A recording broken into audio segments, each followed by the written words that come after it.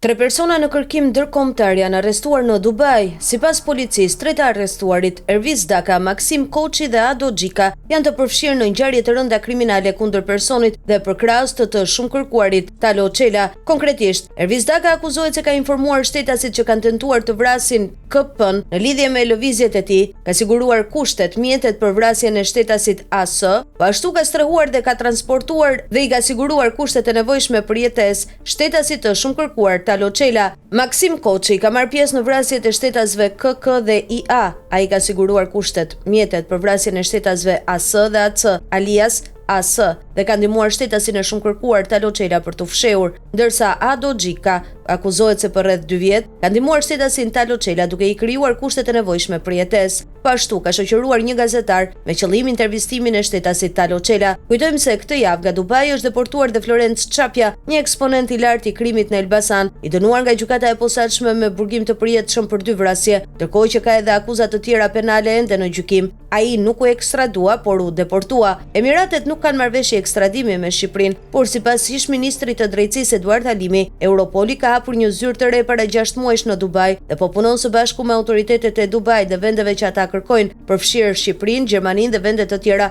duke menduar dhe trajtuar me disa instrumente të tjera. Pas deportimit prej të njëjtit vend të Plaurent Dervishajt e Julian Meçajt, gushtin e vitit 2024, duket se Dubai nuk është më streha e sigurt e bozëve shqiptar të krimit.